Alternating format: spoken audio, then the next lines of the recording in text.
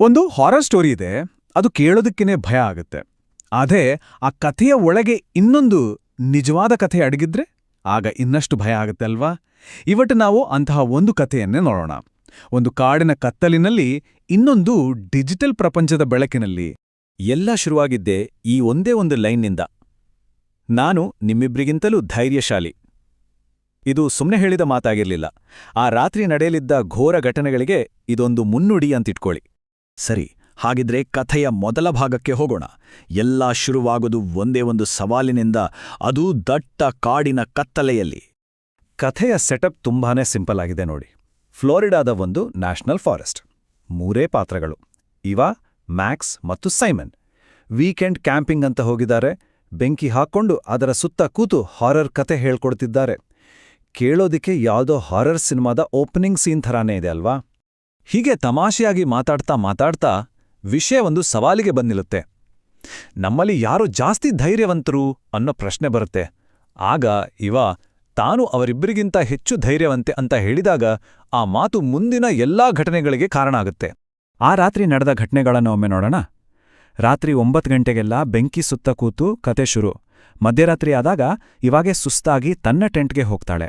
ಅವಳಾದ್ಮೇಲೆ Max ಮತ್ತು Simon ಕೂಡ ಹೋಗ್ತಾರೆ.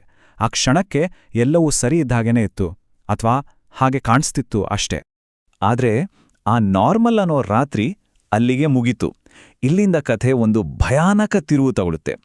ಮೊದಲು ಕೇಳಿಸಿದ್ದು ಒಂದು ವಿಚಿತ್ರವಾದ ಶಬ್ದ, ಆಮೇಲೆ ಸಂಪೂರ್ಣ ನಿಶ್ಶಬ್ದ. ನಡ್ರಾತ್ರಿಯ ಆ ಕಗ್ಗತ್ತರಲ್ಲಿ ಇವಾಗೆ ಒಂದು ವಿಚಿತ್ರವಾದ ಗುರುಗುಟೋ ಶಬ್ದ ಕೇಳಿ ಎಚ್ಚರ ಆಗುತ್ತೆ. ಅದು ಯಾವುದೋ ಪ್ರಾಣಿ ಹೋಗಿದ್ದಾಗೆ ಇರಲಿಲ್ಲ, ಅದಕ್ಕಿಂತ ತುಂಬಾನೇ ವಿಚಿತ್ರವಾಗಿತ್ತು. ಆ ಒಂದೇ ಒಂದು ಶಬ್ದ ಆ ಕಾಡಿನ ಶಾಂತತೆಯನ್ನ ಹಾಳ್ಮಾಡಿ ಕಥೆಯಲ್ಲಿ ಮೊದಲ ಬಾರಿಗೆ ನಿಜವಾದ ಭಯವನ್ನ ಹುಟ್ಟಿಸುತ್ತೆ. ಇಲ್ಲಿ ನೋಡಿ, ಇವಾಳ ರಿಯಾಕ್ಷನ್ಗೂ ಆ ಹುಡುಗರ ರಿಯಾಕ್ಷನ್ಗೂ ಎಷ್ಟು ವ್ಯತ್ಯಾಸ ಇದೆ ಅಂತ. ಇವ ಪೂರ್ತಿ ಭಯಭೀತಳಾಗಿ ಆತಂಕದಲ್ಲಿದ್ರೆ ಅವರಿಬ್ರು ಅವಳನ್ನ ಗೇಲಿ ಮಾಡ್ತಾರೆ, ಅಷ್ಟೊಂದು ಸೀರಿಯಸ್ ಆಗಿ ತಗೊಳ್ಳೋದೇ ಇಲ್ಲ. ಇವಾಳ ಭಯ ಮತ್ತು ಅವಳ ಒಂಟಿತನ ಇಲ್ಲಿಂದನೇ ಜಾಸ್ತಿ ಆಗೋಕ್ ಶುರುವಾಗುತ್ತೆ. ಸರಿ, ಆ ಶಬ್ದ ಎಲ್ಲಿಂದ ಬರ್ತಿದೆ ಅಂತ ನೋಡಕ್ಕೆ ಆ ಹುಡುಗರು ಹೋದ್ರು. ಆಮೇಲೆ ಇವ ಒಬ್ಬಳೇ ಕಾಯ್ತಾಳೆ. ಎಷ್ಟೊತ್ತು ಗೊತ್ತಾ? ಬರೋಬ್ಬರಿ 30 ನಿಮಿಷಕ್ಕಿಂತ ಹೆಚ್ಚು ಸಮಯ. ಅಕ್ಕತ್ತಲೆಯಲ್ಲಿ ಒಬ್ಬರೇ ಇರುವಾಗ ಪ್ರತಿಯೊಂದು ಸೆಕೆಂಡು ಕೂಡ ಒಂದೊಂದು ಗಂಟೆ ಥರ ಅನ್ಸುತ್ತೆ ಅಲ್ವಾ? ಟೆನ್ಷನ್ ಇನ್ನಷ್ಟು ಜಾಸ್ತಿ ಆಗುತ್ತೆ. ಕೊನೆಗೆ ಧೈರ್ಯ ಮಾಡಿ ಹುಡುಗರನ್ನ ಹುಡುಕೋಕೆ ಅವಳೇ ಕಾಡಿನೊಳಗೆ ಹೋಗ್ತಾಳೆ. ಹೋಗ್ತಾ ಅವಳ ಬಾಯಿಂದ ಬರುವ ಮಾತು ನೋಡಿ, ಇದು ತಮಾಷೆ ಆಗಿಲ್ಲ. ಈ ಮಾತು ಅವಳ ಹತಾಶೆ ಮತ್ತು ಭಯ ಎರಡನ್ನೂ ತೋರಿಸುತ್ತೆ. ಇಲ್ಲಿಗೆ ಈ ಕತೆ ನಿಲ್ಲುತ್ತೆ, ಆದ್ರೆ ನಮ್ಮ ವಿಶ್ಲೇಷಣೆ ಶುರುವಾಗೋದೇ ಇಲ್ಲಿಂದ. ಸರಿ, ನಾವು ಈಗ ತಾನೇ ಕೇಳಿದ ಆ ಹಾರರ್ ಸ್ಟೋರಿನ ಸದ್ಯಕ್ಕೆ ಅಲ್ಲೇ ನಿಲ್ಸೋಣ. ಯಾಕಂದ್ರೆ ಈಗ ನಾವು ನೋಡಕ್ ಹೊರಟಿರೋದು ಆ ಕಥೆಯ ಹಿಂದಿರೋ ಇನ್ನೊಂದು ಕಥೆಯನ್ನ. ಬಹುಶಃ ಇದೇ ಹೆಚ್ಚು ಆಳವಾದ ಕಥೆ ಇರಬಹುದು. ವಿಡಿಯೋದ ಕೊನೆಯಲ್ಲಿ ಅದನ್ನ ಮಾಡಿದವರು ನೇರವಾಗಿ ನಮ್ ಜೊತೆ ಮಾತಾಡ್ತಾರೆ. ಅವ್ರು ಹೇಳೋದು ಹೀಗೆ: ನಾನು ನೇಟಿವ್ ಇಂಗ್ಲಿಷ್ ಸ್ಪೀಕರ್ ಅಲ್ಲ ಮತ್ತು ನನ್ನ ಮಾತಾಡೋ ಶೈಲಿ ಕೆಲವರಿಗೆ ಇಷ್ಟ ಆಗ್ತಿಲ್ಲ ಅಂತ ಕಮೆಂಟ್ಸ್ ನೋಡಿ ಗೊತ್ತಾಯ್ತು ಅಂತ. ಈ ಒಂದು ಮಾತು ಇಡೀ ವಿಡಿಯೋವನ್ನ ನೋಡೋ ದೃಷ್ಟಿಕೋನವನ್ನೇ ಬದಲಾಯಿಸ್ಬಿಡುತ್ತೆ. ಹೌದು, ಆ ವಿಡಿಯೋ ಮಾಡಿದವರ ನಿಜವಾದ ಚಾಲೆಂಜ್ ಇರೋದೇ ಇಲ್ಲಿ. ಈ ಚಾನೆಲ್ ಹೆಸರು ಥ್ರಿಲ್ಲರ್ ಟೆಲ್ಲರ್.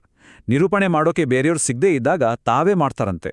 ಅಷ್ಟೇ ಅಲ್ಲ, ಜನರ ಕಮೆಂಟ್ಸ್ಗಳನ್ನ ನೋಡಿ ತಮ್ಮನ್ನ ತಾವು ಇಂಪ್ರೂವ್ ಮಾಡ್ಕೊಳ್ಳೋಕೆ ಪ್ರಯತ್ನಿಸ್ತಾ ಇದ್ದಾರಂತೆ. ಅಂದ್ರೆ ಇದು ಬರೀ ಒಂದು ಕಥೆ ಅಲ್ಲ, ಇದೊಂಥರ ವೈಯಕ್ತಿಕ ಸೃಜನಾತ್ಮಕ ಪ್ರಯಾಣ. ಹಾಗಿದ್ರೆ ಈ ಚಾಲೆಂಜನ್ನ ಅವರು ಹೇಗೆ ಫೇಸ್ ಮಾಡಿದ್ರು? ಅವರ ಅಪ್ರೋಚ್ ನೋಡಿ. ಮೊದಲು ಟೀಕೆಗಳನ್ನ ಓಪನ್ ಆಗಿ ಒಪ್ಕೊಳ್ತಾರೆ. ಆಮೇಲೆ ಇಂಪ್ರೂವ್ ಆಗ್ತೀನಿ ಅನ್ನೋ ಮಾತನ್ನ ಕೊಡ್ತಾರೆ. ಅಷ್ಟೇ ಅಲ್ಲ, ಬೇರೆ ನಿರೂಪಕರಿಗೂ ತಮ್ಮ ಜೊತೆ ಕೆಲಸ ಮಾಡೋಕೆ ಕರೀತಾರೆ. ಕೊನೆಯದಾಗಿ ಎಲ್ಲ ಕಮೆಂಟ್ಗಳನ್ನು ಓದೋಕ್ಕಿಷ್ಟಪಡ್ತೀನಿ ಅಂತಾರೆ. ನೋಡಿ, ವಿಮರ್ಶೆಯನ್ನ ಎದುರಿಸೋಕೆ ಇದಕ್ಕಿಂತ ಒಳ್ಳೆ ದಾರಿ ಇನ್ನೊಂದಿಲ್ಲ. ಹಾಗಿದ್ರೆ ಈ ಎರಡೂ ಕಥೆಗಳನ್ನ ಒಟ್ಟಿಗೆ ಇಟ್ಟು ನೋಡೋಣ. ಒಂದು ಕಾಡಿನ ಕಥೆ, ಇನ್ನೊಂದು ಕ್ರಿಯೇಟರ್ ಕಥೆ. ಈ ಯೂಟ್ಯೂಬ್ ವಿಡಿಯೋ ಇವತ್ತಿನ ಡಿಜಿಟಲ್ ಕಾಲದಲ್ಲಿ ಕಥೆ ಹೇಳೋದು ಅಂದ್ರೆ ಏನು ಅಂತ ನಮಗೆ ಹೇಳುತ್ತೆ ಅಲ್ವಾ? ಇದನ್ನೇ ನಾವು ಆಧುನಿಕ ಕ್ಯಾಂಪ್ ಫೈರ್ ಅಂತ ಕರೀಬೋದು. ಈ ಸ್ಲೈಡ್ನಲ್ಲಿರೋ ಹೋಲಿಕೆ ನೋಡಿ ಎಷ್ಟು ಚೆನ್ನಾಗಿದೆ. ಒಂದು ಕಡೆ ಕಾಲ್ಪನಿಕ ಕಥೆಯಲ್ಲಿ ಇವಾ ಅನ್ನೋ ಪಾತ್ರ ಕಾಡಿನಲ್ಲಿರೋ ಅಜ್ಞಾತ ಶಕ್ತಿಯನ್ನ ಎದುರಿಸ್ತಾಳೆ. ಇನ್ನೊಂದು ಕಡೆ ಥ್ರಿಲ್ಲರ್ ಟೆಲ್ಲರ್ ಅನ್ನೋ ಕ್ರಿಯೇಟರು ಪ್ರೇಕ್ಷಕರನ್ನ ಎದುರಿಸ್ತಾರೆ. ಇವಾಗೆ ಕಾಡಿನ ರಾಕ್ಷಸನ ಭಯ ಇದ್ರೆ, ಕ್ರಿಯೇಟರ್ಗೆ ತನ್ನ ಕೆಲಸವನ್ನ ಜಗತ್ತಿನ ವಿಮರ್ಶೆಗೆ ಇಡೋ ಧೈರ್ಯ ಬೇಕು. ಎರಡೂ ತಮ್ಮದೇ ಆದ ರೀತಿಯಲ್ಲಿ ಭಯಾನಕವೇ ಸರಿ. ಅದಕ್ಕೆ ಹೇಳಿದ್ದು, ಇದು ಬರೀ ಒಂದು ಕಥೆಯಲ್ಲ, ಕ್ರಿಯೇಟರ್ನ ಆ ಒಂದು ಮಾತು ಈ ಹಾರರ್ ಸ್ಟೋರಿಯನ್ನ ಒಂದು ಕಡೆಯಿಂದ ಹೇಳೋ ಕಥೆಯಾಗಿ ಉಳಿಸದೆ ಅದನ್ನ ಮಾಡಿದವರು ಮತ್ತು ನೋಡೋರ ನಡುವಿನ ಒಂದು ಸಂಭಾಷಣೆಯಾಗಿ ಬದಲಾಯಿಸ್ಬಿಡುತ್ತೆ. ಸರಿ, ಈ ಎರಡೂ ಕಥೆಗಳೆಲ್ಲ ನೋಡಿದ್ಮೇಲೆ ಕೊನೆಗೆ ಒಂದು ಪ್ರಶ್ನೆ ಬರುತ್ತೆ. ಇವೆರಡರಲ್ಲಿ ನಿಜವಾದ ಭಯಾನಕತೆ ಯಾವುದೋ? ಇಲ್ಲಿ ಎರಡು ತರಹದ ಭಯ ಇದೆ. ಒಂದು, ಆ ಕಾಡಿನ ಕತ್ತಲಿಯಲ್ಲಿ ಅಡಗಿರೋ ಕಾಲ್ಪನಿಕ ರಾಕ್ಷಸನ ಭಯ. ಇನ್ನೊಂದು, ತನ್ನ ಕೆಲಸವನ್ನ, ತನ್ನ ಸೃಜನಶೀಲತೆಯನ್ನ ಜಗತ್ತಿನ ಮುಂದೆ ಇಟ್ಟಾಗ ಆಗುವಂತಹ ನಿಜವಾದ ಭಯ.